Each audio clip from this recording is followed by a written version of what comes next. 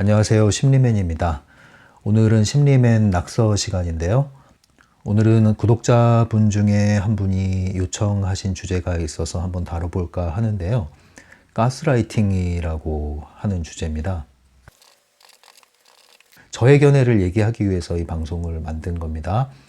이미 가스라이팅 자체에 대해서는 나무위키에도 잘 정리가 되어 있고, 그리고 이미 책으로 출간되어 있죠. 동명의 제목 가스등 이펙트라고 해서 소개가 되어 있습니다. 그 책을 보시면 잘 알 수 있겠죠. 그래서 제가 또 가스라이팅을 일일이 다 설명하진 않아도 될 것 같은데, 그래도 혹시라도 모르시는 분이 있고 이 방송을 통해서 처음 접하시는 분이 있을 수 있으니까 간단하게 설명을 드리고, 자세한 건 또 다른 곳에서 보충을 하시면 될 것 같아요. 주로 저의 견해를 말씀드리도록 할게요. 일단은 가스라이팅이라는 용어 자체를 보시면 이게 가스등이에요. 가스등. 가스를 사용해서 불을 붙이는 등불입니다. 등불. 이게 집이 있으면은 여기에 이렇게 유리가 덮여 있다고 볼까요? 자, 그러면은 성냥으로 불을 탁 붙이면 불이 확 붙죠. 브루스타 생각하시면 돼요. 가스불이에요. 가스불.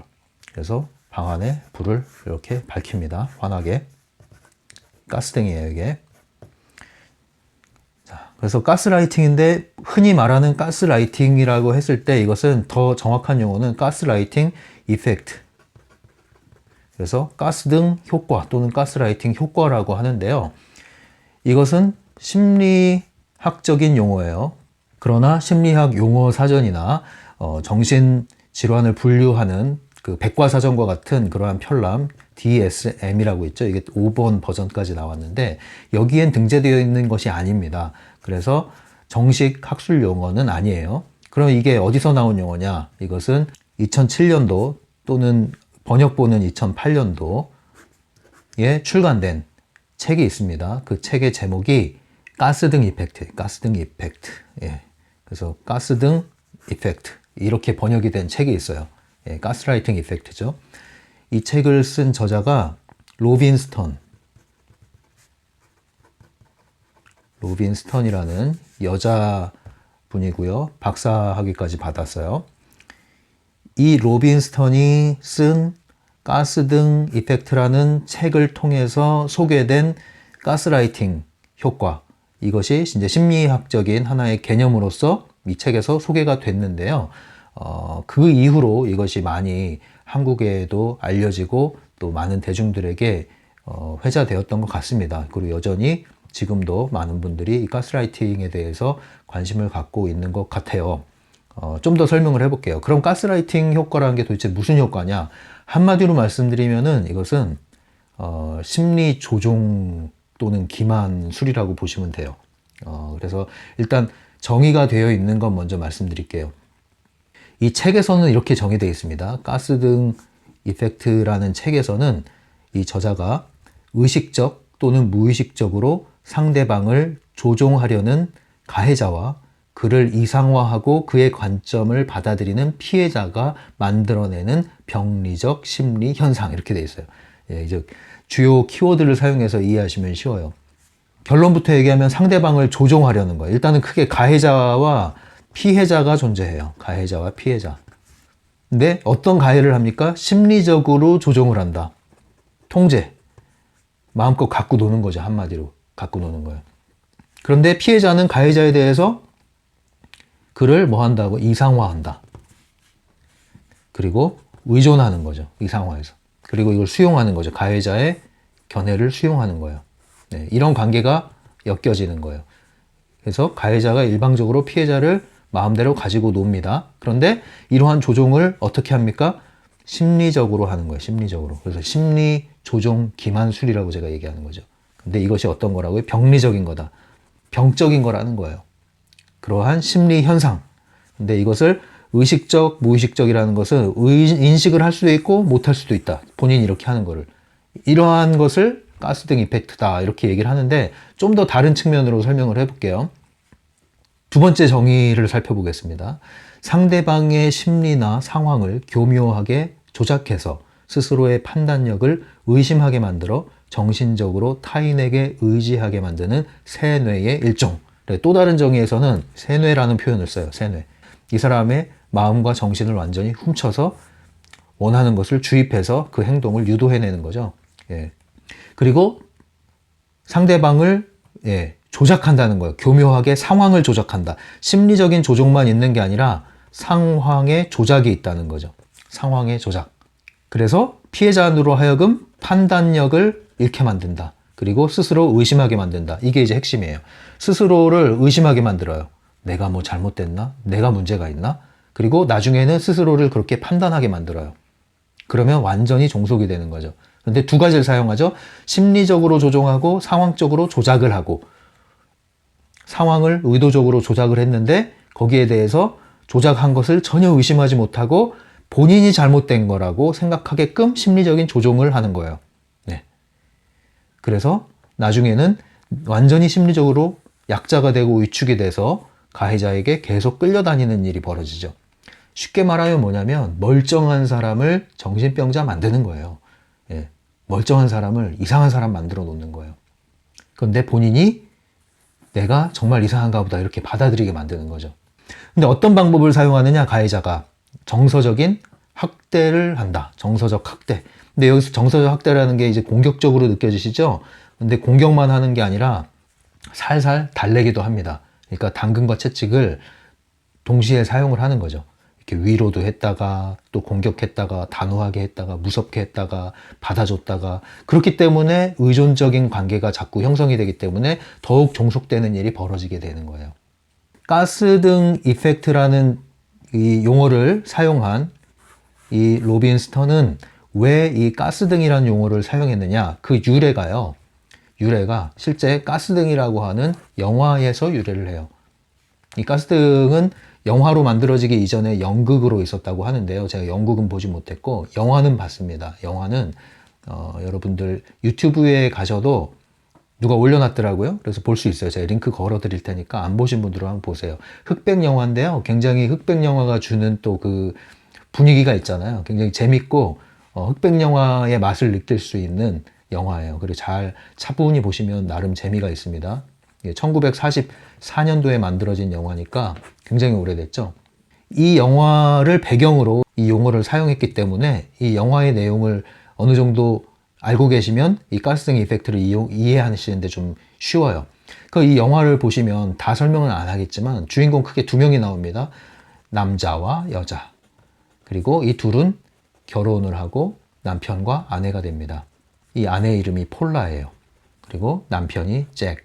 그런데 이 여자는 어머니를 일찌감치 잃고, 그리고 어머니처럼 자신을 키워줬던 이모도 잃게 됩니다. 근데 이모가 엄청난 재산이 있어요. 이 재산이 이제 이 여자의 것이 됐겠죠. 집하고 다. 근데 이 이모가 어떻게 죽었냐면은 목졸라서 살인사건으로 인해서 죽었어요. 비극적으로 죽었어요. 어쨌든 그래서 이 여자는 굉장히 트라우마도 있고 두려움도 있고 그 사람에 대한 경계심도 있고 이런 상태였죠. 심리적으로 좀 위축된 상태라고 보시면 돼요. 그런데 이 남자가 이 여자에게 다가옵니다. 2주 만에 사랑을 고백하고 결혼하자고 해요.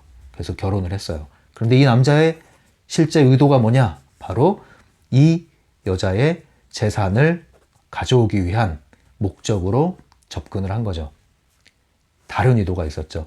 근데 문제가 뭐냐? 이 남자가 이 여자를 한마디로 이상한 사람을 만들기 시작하는 거예요. 아주 천천히 일상 속에서 한면으로 품어주고 사랑하는 것처럼 하는데 조금씩 날이 더할수록 강압적인 모습을 보이고, 그리고 이 여자의 물건이 없어지는데 그 없어진 거에 대해서 건망증이 심하다, 네가 자꾸 이상한 상상을 한다, 이런 식으로 이제 말을 하기 시작하는 거예요. 실제로는 이 여자가 잊어버린 게 아니죠. 근데 이 여자가 처음에는 뭔가 상황을 의심하다가 이 남자는 계속 그러한 상황에 대해서 이 여자의 생각이 잘못됐다, 네가 이상한 생각을 하는 거다, 너의 생각에 문제가 있다, 제발 그러지 말았으면 좋겠다, 이런 식으로 하니까 이 여자가 이제 혼란스러워지는 거죠. 그런데 이제 가스등이라는 건 어떻게 작용을 하냐면은 이 영화에서 이제 이 집에 들어갔잖아요. 이 집에 가스등이 있잖아요. 등불이 이제 다 가스등인 거예요, 말하자면. 근데 가스가 공급이 되면 등이 하나만 있는 게 아니라 1층에 2층에 이렇게 부엌에 다 있을 거 아니에요. 그런데 가스를 다른 곳에서 쓰면은 한 곳에 켜놓은 이 등불이 약해진단 말이에요. 다른 데로 공급이 또 되게 되면 가스가. 그런데 지금 이 집에는 남편과 본인과 그리고 하인들 외에는 없단 말이에요. 그러면 이 가스를 쓰는 것은 정해져 있죠. 위치도 정해져 있고 시간도 정해져 있고 다 알 수 있단 말이에요. 그런데 가스등이 이상하게 갑자기 등불이 약해져요.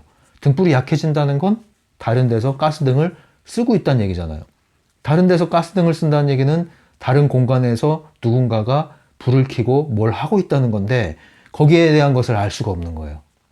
이 남편이 이제 그걸 몰래 속이면서 무언가를 지금 하는 겁니다. 이제 영화를 보시면 알겠지만. 그래서 이 의심을 하게 되는데 그러한 모든 의심이 이제 이 가스등으로 상징되는 거예요. 모든 의심을. 일상에서 이 여자가 물건을 잃어버리고 기억을 못하고 뭐 이러는데 실제로는 그게 다 조작된 상황인데 남자는 그것에 대해서 너의 생각이 잘못됐다. 네가 정신이 좀 이상해진 것 같다 식으로 몰아가기 시작하는 거죠. 가스등이 약해지는 이 상황. 그러나 이것에 대해서 본인이 잘못됐다고 생각하게 만들어 놓는 이 상황. 이 남편, 잭의 행동, 그리고 이 아내, 폴라의 그러한 심리적인 현상. 내가 잘못됐구나. 내가 문제가 있나 보다 하면서 잭에게 더 의존하게 되는 현상. 이것을 가스라이팅 이펙트라고 하는 거죠. 그래서 이 영화를 보시면 좀 더 이 가스라이팅 이펙트를 이해하시는데 재밌고 수월하다고 볼 수 있는데요. 재밌는 건 제가 이 영화를 보면서 느낀 게 이 가스라이팅 이펙트와 관련해서 보면 훨씬 재밌는데 이 아내가 여자 주인공 폴라가 심리적인 약자였다는 거죠. 트라우마를 안고 있는 심리적인 약자였다는 거예요. 일단 그게 좀 눈여겨봐야 될 거예요. 여자는 심리적인 약자였다. 이따가 이걸 설명해 드릴게요. 제 관점을 말씀드리면서. 그리고 잭은 의도를 가지고 접근했다. 의도적으로 접근했다. 이 두 가지를 가지고 나중에 이제 얘기를 해 드릴게요. 이 주변에는 아무도 사람이 없었다. 고립을 시켰죠. 이 남자가 이 여자를 외부로부터 고립을 시켰어요. 이웃에 사는 사람들이 방문하는 것을 차단을 했습니다. 이게 이제 중요한 거예요. 나중에 또 설명을 해드릴게요. 아무튼 가스라이팅 이펙트가 이런 겁니다. 그럼 구체적으로 어떤 식으로 이 가스라이팅을 하느냐. 그 방식에 있어서는 어떤 특정한 말이 중요한 게 아니라요. 그 말의 방식이 중요한 건데요. 예를 들면 이제 제일 많이 인용되는 예들이 그런 거더라고요. 부모님이 이제 자녀들에게 하는 게 이게 다 네가 잘 되기 위해서 하는 말이야. 뭐 이런 예시를 많이 들더라고요. 이제 제가 자료를 찾아보니까 그것도 물론 이제 해당이 될 수가 있습니다. 그러나 어떤 특정한 말 자체에 우리가 규정당할 필요는 없고요. 어떤 말을 하든 중요한 건 뭐냐면은 그 태도예요. 이 가해자가 피해자에게 말을 할 때 그 말의 내용뿐만 아니라 그 말의 태도인데요. 첫 번째는 뭐냐면은 비난을 합니다. 그리고 거짓을 주장합니다. 그리고 가르치려고 해요. 왜? 너가 잘못됐다고 말을 하는 거 아니에요. 네가 잘못 생각하고 있는 거야. 그러니까 가르치려고 그래요. 어떻게 하면 좋지? 걱정을 포함해서. 이게 다 너를 걱정해서 하는 얘기야. 이거죠. 예. 그리고 그것이 한 번 말로 끝나는 게 아니라 지속적으로 일어난다는 거예요. 중요한 건 지속적으로. 이것을 여러분들이 놓치면은 주위에 가스라이팅 하는 사람이 넘쳐납니다. 그러면 온갖 사람들이 다 잠재적 가해자로 느껴지기 때문에 두려워져요. 우리가 이 가스라이팅 예에서 하는 말들은 일상에서 우리가 쉽게 들을 수 있는 말도 많이 있어요. 그 말 자체에 묶여버리면은 주위의 모든 사람들이 다 가스라이팅 가해자로 느껴지거든요. 근데 그렇진 않습니다. 지속적으로 나타나야 된다. 특정 대상에 대해서 지속적으로 나타나야 된다. 그리고 그러한 가해자의 행동이 그리고 말이 피해자로 하여금 혼란을 일으켜야 된다는 거죠. 혼란. 그리고 의심. 누구를 의심해요? 자기 자신을 의심하게 된다. 상황이 혼란스러워지고 그 후에 자기 자신을 의심하게 되고 나중에는 그 의심 끝에 내가 문제가 있나 보다라는 확신으로 기울게 되면 자기 확신이 결여되죠. 자기 확신이 결여되면 두렵고 불안해지죠. 불안해지면 누굴 의지하게 될까요? 가까이 있는 이 사람의 말을 더 확신하고 싶어지는 경향이 생기기 때문에 더 의존하게 되죠. 이런 식의 이제 심리 구조가 펼쳐지는 거예요. 이게 이제 형성이 되면 가해자 피해자 구도가 확실히 형성되고 가스라이팅 관계가 계속 유지가 되는 거죠. 가해자 피해자 얘기하는 것보다 이제 A, B로 얘기할게요. 네. 여기서 거짓을 좀 더 분류를 해볼게요. 거짓은 뭐냐면요, 왜곡하는 거예요. 왜곡. 어떻게 왜곡하냐? 확대하거나 축소하거나 이런 식의 이제 왜곡을 하는 거예요. 뭘요? 상대방이 했던 말에 대해서. 이 B가 어떤 말을 했단 말이에요. 또는 A가 어떤 말을 B에게 했단 말이에요. 그런데 거기에 대해서 나중에 말을 자꾸 바꾸는 거예요. 내가 언제 그런 얘기를 했어? 나는 분명히 이렇게 얘기했지. 그러면서 오히려 뭘 몰아가요? 네가 기억이 잘못됐네. 넌 매번 왜 말을 그렇게 들어? 왜 내 말을 그렇게 허투루 들어? 이런 식으로 B의 생각이 기억이 잘못됐다는 방식으로 계속 몰아갑니다. 예, 몰아가죠. 윽박지르기도 하고. 이런 형태예요. 이런 형태. 기본적인 형태가. 그래서 항상 A는 옳아요. 그리고 A 입장에서 B는 항상 틀려요. 너는 항상 틀렸어. 항상 내가 옳아. 그러니까 너는 내 말을 들어야 돼. 이 방식이 이제 이어지는 거예요. 지속적으로. 지속적으로. 예. 이런 식으로 이 형성이 되는 게 이제 전형적인 가스라이팅의 관계입니다. 그래서 이 저자가 로빈 스턴이 얘기한 건 뭐냐면요. 가스라이팅이 일어날 때 어떤 일이 벌어지느냐. 듣기를 거부한다.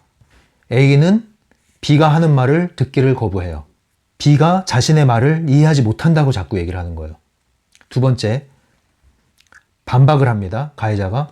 그러니까 더 이상 B의 말을 들을 필요가 없다. 그리고 이제 그 말을 반박하기 시작하는데 어떤 식으로 반박해요? 너의 기억이 잘못됐다. 계속 의심이 들게 만드는 거예요. 너의 기억력이 잘못됐어. 다시 한번 생각해봐. 말해봐. 거봐. 기억 못하잖아. 넌 문제가 있어. 너 예전에도 그랬잖아. 왜 자꾸 그래? 이런 식으로 반박을 하죠. 세 번째로 일어나는 현상은 이 가해자가 주제를 전환합니다. 자신에게 불리한 얘기가 오갈 때 그 화제를 전환하고요. 그리고 계속해서 이 피해자의 생각에 의문을 제기합니다.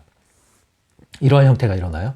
그리고 여기 나온 것처럼 이제 축소. B가 생각하는 어떠한 의문이나 부당함이나 억울함이나 이런 것들에 대해서 전혀 공감을 하질 않아요. 예, 그리고 그의 필요나 요구에 대해서 중요하게 여기질 않습니다. 완전히 감정을 홀대하는 거죠. 딱 잘라버리는 거예요. 자기 말을 하는 거예요. 일방적으로. 자신에게 불리한 얘기를 피해자 B가 할 경우에 말하자면 이제 찔리는 얘기를 하는 거죠. 정확한 얘기를 하는 거죠. 그럴 때는 모른다. 예, 잊어버렸다. 기억이 안 난다. 상황을 거부해버리는 거죠. 예, 실제 그때 그런 일이 일어나는지 모르겠다. 그거는. 예, 잊어버렸다. 그리고 예전에 했던 말에 대해서 언급을 해도 내가 그런 얘기를 언제 했냐. 이런 식으로. 그래서 한마디로 잡아떼고 무시하고 주장하고 가르치는 형태의 일이 지속적으로 강약을 조절하면서 지속적으로 벌어지면서 피해자로 하여금 내가 틀렸다. 예, 그래요. 잘못은 내게 있어요가 되는 거죠. 완전히 내가 틀렸다. 네 말이 다 맞다. 그런데 나는 틀린 것 같지 않은데 네가 틀렸다고 하니까 헷갈리는데 네 말에는 그 헷갈리는 게 내가 뭔가 심리적으로 문제가 있다고 하니 그게 그런가? 하면서 이제 점점 넘어가는 거. 이게 이제 가스라이팅의 전형적인 국면이라고 보시면 되겠어요. 그러면 이제 이 관계는 어떤 사이에서 주로 일어나느냐? 쉽게 얘기하면 이제 가까운 관계, 친밀한 관계에서 가스라이팅이 일어날 확률이 높다고 얘기를 합니다. 네. 근데 아무래도 그럴 수밖에 없는 게 가스라이팅은 의존적 관계가 형성되는 형태로 나아가거든요. 또 의존적 관계가 형성이 될수록 가스라이팅이 벌어질 가능성이 높게 일어납니다. 그럼 어떤 관계가 의존적 관계이고 밀착된 관계일까요? 네, 가족 관계, 부부 관계, 부모, 자녀 관계, 연인 관계, 그리고 직장에서는 상사와 부하 관계, 군대에서는 상급자와 하급자의 관계, 이런 관계. 이런 관계에서 가스라이팅이 일어날 확률이 높습니다. 그리고 지속적으로 일어나야 된다고 그랬잖아요. 그래서 지속적으로 일어나려면 또 이러한 관계가 결속이 잘 돼 있는 관계여야 되겠죠. 그래서 이런 관계에서 가스라이팅이 일어날 확률이 높습니다. 그리고 이런 것이 이제 한 사람을 이렇게 조종할 뿐 아니라 이 한 사람을 조종하기 위해서 이 한 사람을 둘러싸고 있는 상황도 조작하고 조종하기 시작합니다. 그것이 바로 주위에 있는 사람들에 대한 평가를 이 사람에게 세뇌를 시키는 거죠. 쟤는 이러한 게 문제고 쟤는 이러이러한 사람이야. 그렇지 않아? 맞지. 그렇다니까 네가 생각하는 건 잘못됐어. 너는 이렇게 생각해야 돼. 그 사람에 대해서 이런 관점으로 봐야 돼. 너는 그렇게 생각하는 게 잘못된 거야. 알았어? 네가 항상 그런 식으로 생각하니까 이런 일이 벌어지는 거지. 또 봐. 그러면서 주위 사람들에 대한 경계심을 만들어내고 이 사람들에 대해서 담을 쌓게 만듭니다. 그리고 고립시키죠. 그래서 환경적으로 고립을 시켜요. 가스라이팅을 할 때 이 사람을 조종하기 위해서 주위 상황까지 조종해버린다. 자신이 다루기 유리한 환경으로. 그래서 주위 상황을 고립시켜버립니다. 이 고립시키는 방법도요, 특정한 상황을 이 사람이 해석하고 확대 해석해서 왜곡시켜서 피해자의 생각에 주입시킴으로 그러한 관점으로 다시 이 사람들을 바라보게 만들어서 벽을 쌓게 만드는 심리적인 공작을 하고 있는 거죠. 그러면 이제 이 상황적으로도 고립이 되고 심리적으로도 고립되고 의존되고 이 관계가 계속 지속되는 게 이제 가스라이팅의 위험한 국면으로 넘어가는 겁니다. 자, 이 정도 얘기하면 여러분들 과거의 경험이나 아니면 주위에 어떤 특정한 사람들이나 아니면 여러분들이 알고 있는 사람들이나 이런 관계가 떠오르는 게 있습니까? 저는 있어요. 저는 뭐 가스라이팅이라는 용어를 접하기 전에도 이런 게 있었기 때문에 굳이 접하자면 그게 가스라이팅이라고 할 수도 있겠지만 개인적으로 이런 용어를 전 붙이는 걸 좋아하진 않는데요. 아무튼 굳이 말하자면 가스라이팅의 피해자 느낌을 받은 적은 있습니다. 굴레에 빠져들진 않았죠. 나와버렸으니까. 그런데 그게 공교롭게도요. 제가 그 상담 공부를 한참 할 때 대학원 시절에 수련을 받을 때였어요. 상담 수련을 받을 때. 상담 수련은 그 슈퍼바이저, 지도 수련 감독자 밑에서 받게 되죠. 근데 여러 가지 수련 중에 집단 상담, 그룹을 지어서 상담하는 그런 집단 상담이 있습니다. 이러한 집단 프로그램에 들어갔는데 거기 참여할 때마다 제가 이런 걸 굉장히 많이 느꼈어요. 뭔가 여기서 말하는 가스라이팅의 그 현상과 같은 그런 느낌이죠. 한마디로 얘기하면 이겁니다. 이 집단 안에 들어갔을 때 제가 오래 버티지 못하고 나와버렸어요. 여러 번. 한 번 시도하면은 제가 문제가 있나 생각을 하기 때문에 두 번, 세 번, 여러 번 시도를 하고 또 다른 장면에 가서도 이렇게 해봤습니다. 대부분의 당시에, 지금은 제가 잘 모르겠습니다. 어느 정도로 좋아졌는지. 그러나 제가 공부할 당시에 집단 상담의 문화나 분위기나 수준이라는 것은 상당히 거칠었습니다. 그리고 좀 문제의 소지도 많이 있었고요. 그러나 그 안에서는 그것이 전혀 문제가 되지 않았죠. 이 집단이라는 게 굉장히 중요한 거예요. 어느 집단 상황 안에 들어가면요. 그 집단 안에서 공유하는 그 규범과 문화 안에서는 정상인 거예요. 그것에 융화되지 못하면 내가 이상한 게 되는 거죠. 하지만 한 발짝 물러나서 보면은 그러한 여러 집단 모임들은 다양하죠. 근데 그 집단 모임들이 하나만 있는 게 아니라 다양한 문화와 모임들이 있는데 벗어나서 다시 들여다봤을 때 그 집단이 이상한 경우도 있단 말이에요. 근데 이 집단 안에 매몰되면 이것이 정상이라고 생각하잖아요. 제가 경험했던 게 바로 그런 거였어요. 그 집단 상담의 분위기와 문화는 굉장히 낯설 뿐 아니라 이상했던 것이죠. 그런데 그 안에서는 그것을 당연하게 여기고 옳다고 여겼던 거예요. 그래서 어떤 느낌이 들었냐면 이 집단에 들어갔는데 계속 저한테 뭔가 이상하다는 거예요. 제가 뭔가 잘못됐다는 거예요. 예. 그러니까 한마디로 너는 왜 감정을 그렇게 표현을 안 하냐? 너는 왜 공감을 못 하냐? 너는 왜 말을 안 하냐? 이런 식으로 계속 저를 추궁을 하더라고요. 추궁을. 예. 제가 그걸 의도한 것도 아니고 그리고 억지로 할 말이 있어서 하는 것도 아니고 그러니까 계속 저를 문제 삼는 거예요. 가만히 있어도 문제 삼고 말을 하는 대로 문제 삼고 한마디로 계속 찔러대는 거죠. 근데 그 찔러대는 게 제가 잘못됐다는 거예요. 한마디로. 근데 뭐가 잘못됐는지에 대해서 얘기하기보다는 한마디로 꼬투리 잡는 느낌이 들었거든요. 사람을 건드리는 거죠. 그래서 화가 나게 만드는 거죠. 한마디로. 근데 그 문화가 뭐였냐면 그런 식으로 해서 화가 나면은 뭔가 터져서 폭발하면 그거를 좋게 여기는 거예요. 뭔가 박수를 치고 드디어 네가 나왔구나 하는데 그게 굉장히 웃긴 거거든요. 그 말하자면 그게 어떤 느낌이냐면은 예전에 뉴스 데스크인가? 거기서 그 레전드 그 기사가 하나 있잖아요. 검색해보면 아마 나올 거예요. 이게 하도 레전드라서. PC방에 가가지고 청소년들이 이 PC 게임으로 해서 얼마나 폭력성을 가지고 있느냐, 공격성을 가지고 있느냐, 이런 거를 확인한다면서 PC방 가가지고 기자가 전원을 내려버린 거예요. 열심히 게임에 몰두하고 있는데. 그러면 학생들의 입에서 뭐가 나오겠어요? 아이, 삑삑삑 이러면서 욕하지 않겠어요? 근데 그거 보면서 보십시오 이렇게 하는데 계속 찔러대면은 짜증이 나요, 안 나요? 짜증이 나죠. 그래서 짜증 안 내려고 하면은 왜 짜증 안 내냐 그런 거예요. 그럼 계속 찌르면은 이제 짜증이 나죠. 그래서 짜증을 폭발시키면은 거봐 이게 진짜야 이런 식의 분위기였단 말이에요. 얼마나 황당합니까? 근데 이게 그 문화 안에 들어가면 내가 이상한가 이런 생각이 들더라니까요. 그래서 처음에 한동안은 그런 생각을 정말로 했어요. 이거 내가 정말 이상한 건가? 다른 사람들은 다 그렇게 하는데 내가 정말 감정이 결여된 인간인가? 내가 공감 능력이 없는 사람인가? 이거 내가 사이코패스야? 뭐 이런 생각까지 하게 만드는 거야. 그런데 제가 이걸 어떻게 이제 정리를 할 수 있게 됐냐면 뭐든지 자기 자신을 보려면 안에 매몰돼서 보면 안 돼요. 한 걸음 나와서 타자의 입장에서 나를 봐야 되는 거예요. 그래서 다양한 관점을 취해야 되는데 제가 상담 전공을 하고 또 상담 일을 하다가 한 몇 년간은 완전히 다른 일을 좀 했었어요. 그러다 보니까 조직의 생리를 알게 되잖아요. 말하자면 일반적이고 보편적인 사회생활을 한 거예요. 그때 알게 된 거죠. 아, 내가 경험했던 이것이 정말로 세상 물정 모르는 이야기, 생각, 행동이었구나. 그걸 알게 된 거예요.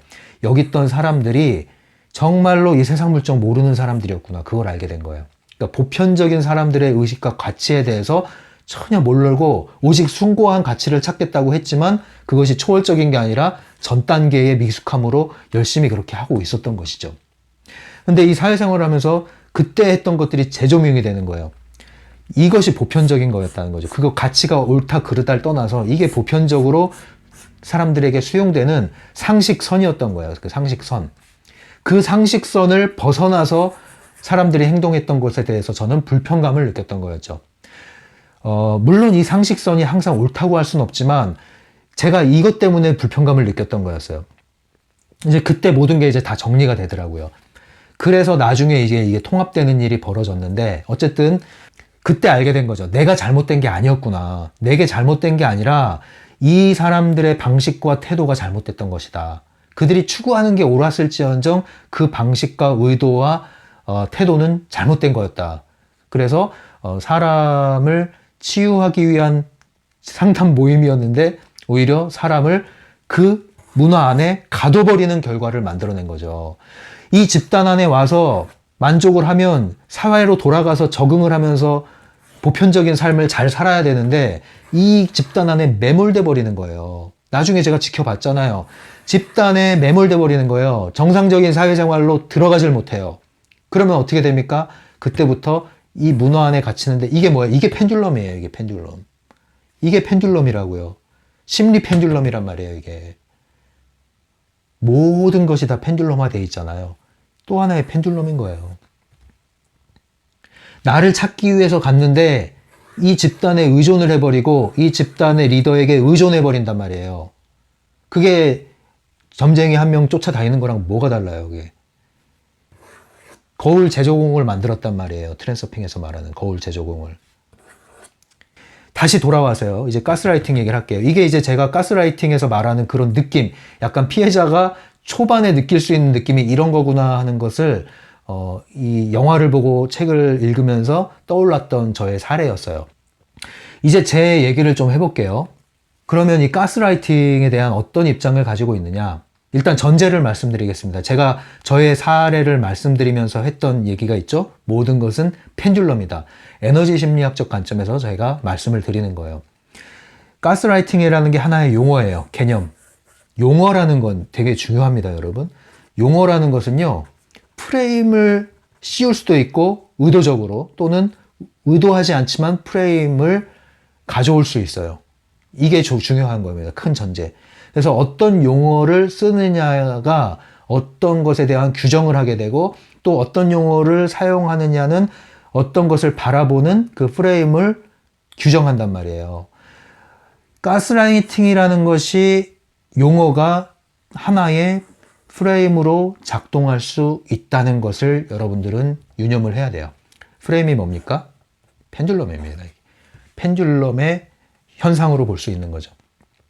그래서 가스라이팅의 개념이 상당히 우리의 심리적인, 병리적인 현상들을 잘 분별하고 드러내주고 그럼으로써 이해하고 대응할 수 있는, 예방할 수 있는 좋은 안내가 길잡이가 되기도 하지만 또 한면으로는 여러분들이 이 가스라이팅이라는 것의 용어의 프레임에 갇혀버리면 어떤 일이 벌어지냐? 여러분은 가스라이팅 펜듈럼에 갇힐 수가 있습니다. 이게 심리 펜듈럼이에요. 심리 펜듈럼입니다. 여기에 갇혀버리면 어떤 현상이 벌어져요? 온 세상이 다 가스라이팅으로 가득하고 온 주위에 있는 사람들이 다 가스라이팅의 가해자로 보이고 그런데 가스라이팅의 가해자는 가까운 사람들이죠? 그러면 누가 의심이 돼요? 남편과 아내가 의심이 되고 그리고 자녀는 부모가 의심이 되고 나를 길러줬던 부모가 알고 봤더니 가스라이팅의 가해자였네. 이런 식의 이제 재조명이 시작되는 거예요. 재조명이 시작되면서 어떤 일이 벌어집니까? 멀쩡히 아무 문제 없이 지내던 현실에서 갑자기 나는 피해자로 등극을 하게 됩니다.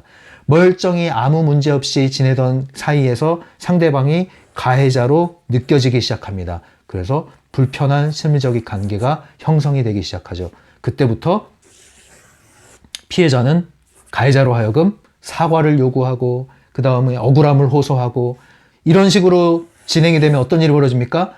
가스라이팅을 통해서 나를 보호하려고 했던 것이 오히려 가스라이팅을 알고 심지어 그 프레임함에 갇힘으로써 가스라이팅 펜듈럼의 먹잇감이 돼버리는 거예요. 이런 일이 벌어질 수 있다는 겁니다, 여러분. 그래서 저는 이 용어 사용이 매우 중요할 뿐 아니라 또 용어에 갇혀버리는 것은 위험하다. 용어에 갇혀버리면 그것은 꼬리표 달기고요. 꼬리표 달기는 곧 낙인 찍기고요. 낙인 찍기는 존재를 규정하는 거기 때문에 존재가 한번 규정이 되게 되면은 변화는 어려워지고 구덩이에 빠져버립니다. 그래서 제가 이 정신질환에 대해서 여러 가지 용어가 있잖아요. 여러분들 그게 너무 많이 알아요, 요즘에. 그 정신의학 용어를 너무 많이 알고 계시더라고요. 그래서 쉽게 그냥 붙이는 거예요. 뭐 우울증은 말할 것도 없고, 뭐 이런 공포증이다, 뭐 이러한 제가 병이 있습니다. 이러면서 달아요. 그럼 제가 항상 물어봐요. 이게 정신과에서 정식으로 표준화된 검사를 통해서 진단을 받은 겁니까? 그러면 대부분 아니요. 그냥 제가 살펴보니까 그런 것 같아요. 그건 그렇게 말씀하시면 안 돼요. 그 꼬리표 달기입니다. 꼬리표를 다는 순간 여러분은 그 프레임에 갇히게 되고 그 프레임에 갇히면 모든 게 그렇게 보이고 거기에 대한 정보를 불러 모으면서 스스로를 낙인 찍게 됩니다. 그럼 끝나는 거예요. 상대방도 낙인 찍게 됩니다. 그럼 끝나는 거예요. 예전에 제가 주의력 결핍 과잉 행동 장애라고 있죠? 너무 많이 알려졌죠? 학부모님들께. 그 진단을 받은 그 자녀가 있다고 한데 상담이 가능하냐 이렇게 의뢰가 된 적이 있어요. 정신과에서 치료를 받는다는 전제 하에 상담을 병행해야 되거든요. 그런 경우는 만약에 진단을 병원에서 받았다면. 근데 진단을 병원에서 받았다고 하고 해서 만나봤는데 선천적인 문제는 없고요. 후천적인 원인이 있었어요. 나중에 알고 보니까. 근데 그것을 누구에게도 말하지 못하고 창피해서 혼자 간직하다가 그 불안 때문에 일어난 일들이 계속 문제가 눈덩이처럼 커졌던 것이거든요. 그래서 후천적인 원인은 분명하게 하나가 있었고 그것을 다루지 않고 갔기 때문에 문제가 됐는데 더 큰 문제는 뭐였냐면 그 학생으로 하여금 ADHD라는 낙인이 찍혔다는 거죠. ADHD는 낙인이 찍히고 약을 먹는 순간 그 아이는 자신을 상당 부분 거기서 포기를 했더라고요. 나는 이런 사람이야. 그러니까 변화에 대한 의지가 없어지는 거죠. 굉장히 안타까운 경우죠. 그래서 여러분들 성인이 된 여러분들의 경우에도 저는 이런 꼬리표 다는 걸 원치 않아요. 그래서 굳이 어떤 용어를 사용하지 않습니다. 저 웬만하면은. 웬만하면 그래요. 제가 그렇다는 거예요. 다른 분들이 하는 거에 대해서 뭐라고 안 합니다. 근데 여러분들 그건 중요합니다. 건강 염려증이라고 있죠? 건강 염려증이 왜 생깁니까? 너무 많은 정보를 알아요. 그런데 전문가를 통하지 않아요. 약국에 가요. 이약 저약 다 처방을 해서 가요, 본인이. 그 처방전 달라고 그러면 본인이 처방한 게 아니에요. 이런 거랑 비슷하다는 거예요. 왜 약사가 있습니까? 왜 의사가 있습니까? 그 전문가가 왜 있어요? 그 이유가 있단 말이에요, 다. 네.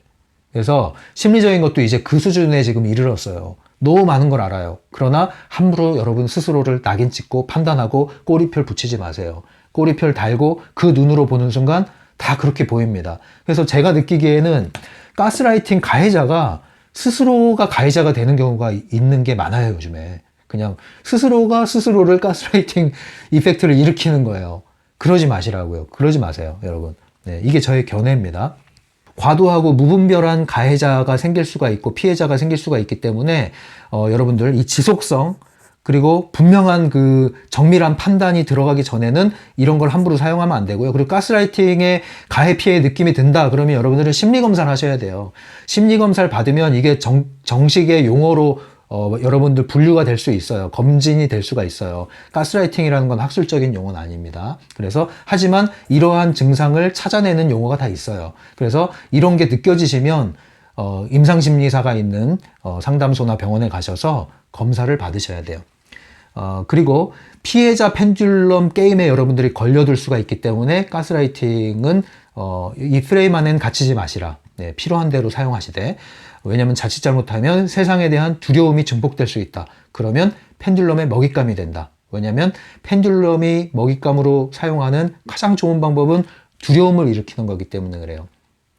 그리고 이 가스라이팅에 대해서 지나치게 여러분들이 경계를 하고 의식을 하는 순간 부자연스러운 언행이 자꾸 일어나게 되고요. 나와 타인에 대해서 그 언행의 말에 몇 가지 말에 자꾸 묶이게 돼요. 부모님이 자녀에게 이게 다 너를 위해서 하는 얘기야 라는 얘기는 할 수 있는 얘기예요. 네, 그러나 그 말이 가스라이팅에서 자주 쓰는 말이다 하는 거를 의식하는 순간 그 말을 듣는 순간 여러분 말에 묶이게 됩니다. 그래서 그런 위험성이 있다. 그리고 이 집단의 압력이 매우 크다고 그랬죠. 여러분들 가스라이팅에서 자유로워지려면요. 그리고 보호를 받으려면요. 뭘 해야 되냐면 집단의 압력이 중요하다는 거. 이것은 펜듈럼의 규칙이 있기 때문에 집단 심리가 있기 때문에 압력이 강하거든요. 그 안에서는 내가 이상한 건가라고 느낄 수가 있는데요. 그때는 한 발짝 나와야 돼요. 한 발짝 나와야 돼요. 그래서 보편적인 관계를 맺으시라. 여러분들은 한 집단에 매몰되지 마시고 다양하고 상이한 집단과 관계를 맺으십시오. 그것이 여러분들을 보호하는 네트워크가 될 겁니다. 그리고 연인들 관계일수록 절대 고립되지 마세요. 여러분들이 고립되는 연애를 하시면 안 돼요.